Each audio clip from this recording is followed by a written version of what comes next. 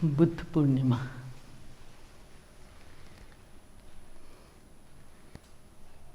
जन्म एक राजा के घर पे।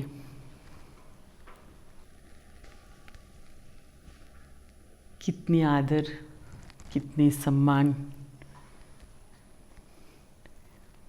बेस्ट राजा के घर की है। मटेरियल दुनिया की सारी सर्वश्रेष्ठ विषय, वस्तु सब एकत्रित, इकट्ठा किया जा सकता है। ऐसे घर की गौतम।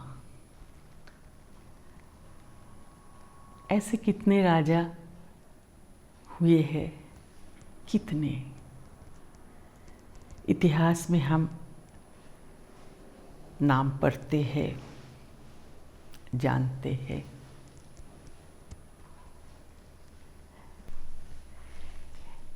ऐसे एक राज परिवार की पुत्र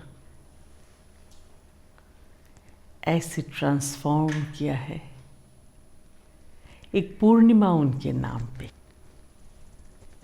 कितनी विशेष, उस सारे राजमहल की विशेष वस्तु विषय से भी कितनी विशेष। बुद्ध पूर्णिमा जानने के लिए इतिहास की पन्ना निकालने की ज़रूरत नहीं है। ऐसे ट्रांसफॉर्मेशन, शरीर वो ही, लेकिन वो नहीं रहा। रिक्रिएट किया है अपने आप को।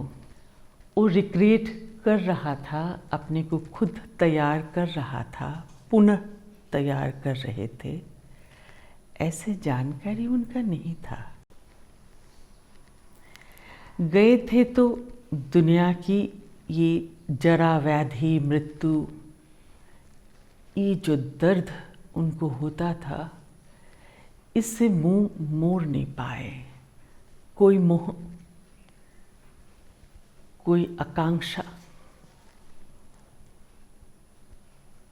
कोई एंटरटेनमेंट, स्फूर्ति, कुछ भी उनको पकड़ नहीं पाए। वैसा जरा, व्याधि, मृत्यु कौन नहीं देखता। थोड़ी देर दर्द में भी होता मन, लेकिन इतना तो होता ही नहीं जो इसकी सल्यूशन क्या ये ढूंढने जाए।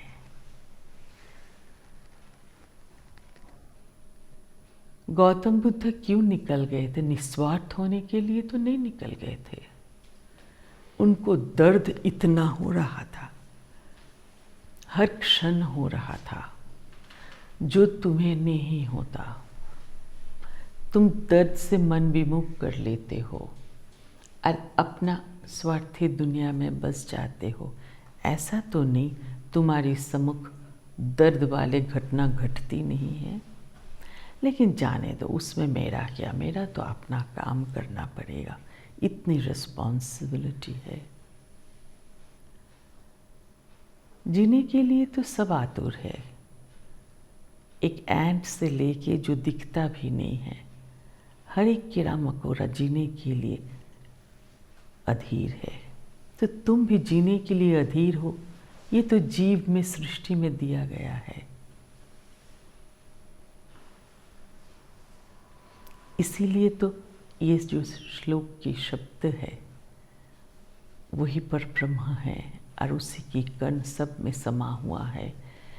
नहीं तो निचला से लेके निचला तक और मनुष्य जोनि में सब जीवित रहने के लिए इतना उतावला क्यों है? तुम्हारी तो रिस्पॉन्सिबिलिटी है। कितनी ऑनर्ड वर्क है। एक एंट का तो कुछ भी नहीं है, फ्लाई का भी तो कुछ नहीं है। फिर वो सर्वाइवल के लिए इतना मरता क्यों है? कितना कोशिश करता है जीवन में रहने के लिए। तो ये भाव हर एक जीव में है, हर एक कण में है।